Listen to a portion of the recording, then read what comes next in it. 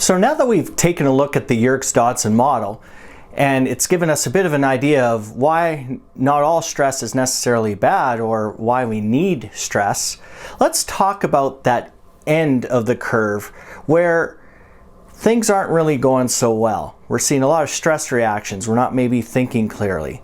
So a question has to be asked, why the crash? Why aren't we able to function in the zone the entire time? Why can't we stay in this flow state, if you will, all of the time? Well, basically speaking, and this is now the fact I'm not a neurologist or neuroscientist or anything like that, but I do have a little bit of background, a little bit of knowledge on human factors and stress reactions and managing stress in high-risk environments. There's really two parts to our brain. There's kind of the caveman, the primitive part of our brain, and then the frontal lobe, which is essentially our CEO. So we have a caveman part, and his or her job is to regulate survival mechanisms within the body. Pretty simple job, but very, very important. Now, the CEO, their job is to do higher brain functionings, the square root of 64, the cause and effect. If I do this, then that will happen. Talks about relationships and connections and dependencies, all sorts of things like that. So the CEO is really why we have society today, why we are at the point in humanity where we are, all of those things. So the caveman and cavewoman, extremely important. But one of the biggest reasons we have the wheel, why we can fly, why we drive vehicles and we have computers, is because of the CEO part of the brain. Now, under extreme stress, what happens is the CEO recognizes that this job is not for them. This is a survival issue. It is not a square root of 64 issue. This is not a issue where I need to come up with a bunch of decisions, complex variables at play, computer programming, you name it. This is now down to survival. So as a result, the CEO essentially packs up his or her briefcase in their little brain office, says, all right, well, I'm no good here. Caveman, you're in charge. I'm going to be at the brain cottage for a little while. When you need me, I'll be back. But until then, you're in charge. Well, that's really effective if we're dealing with strictly a saber-toothed tiger versus caveman issue.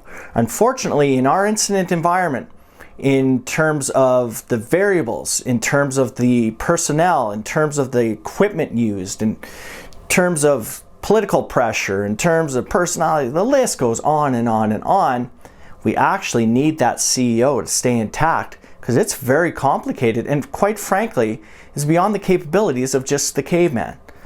So that's why we see that huge break in that curve where it can go up, up, up, and then it will just crash because cognitively the CEO has left the building.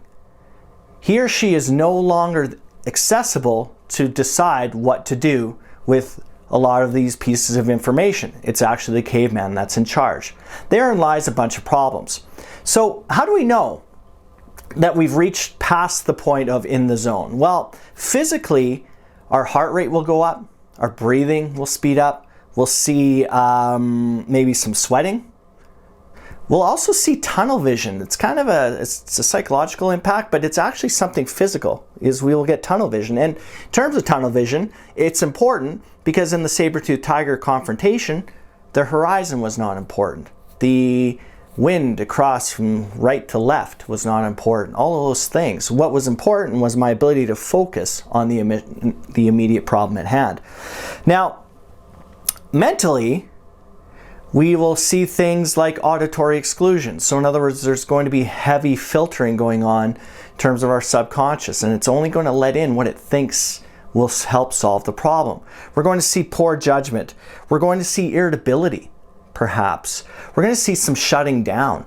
We're going to see a whole bunch of things, and in other videos, we'll explore that in a lot more detail. But suffice to say, mentally, cognitively, we're seeing a degradation of capability, the ability to make decisions, ability to deploy resources, the ability to decide if we do this, then what about that, and be 3 steps ahead. And that is a really, really big problem.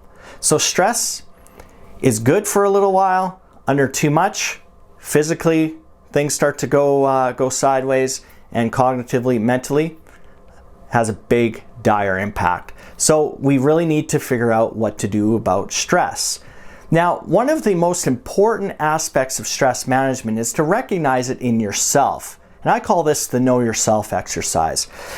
And it's an assessment that really causes us to have to really be deliberate, really be conscious about our own stress reactions, what triggers there are, and what can I do and others do to reduce it up front, but also how do we handle it in the moment? So the next step here for you is to make sure that you download the self-assessment and take your time and actually complete it. I would submit to you it's a very, very valuable exercise. It causes you to really think consciously how you react to stress. And what's really interesting about that is after you've gone through that exercise, think about how it impacts those around you. Therein lies the real problem with stress and from a leadership perspective. We'll see you soon.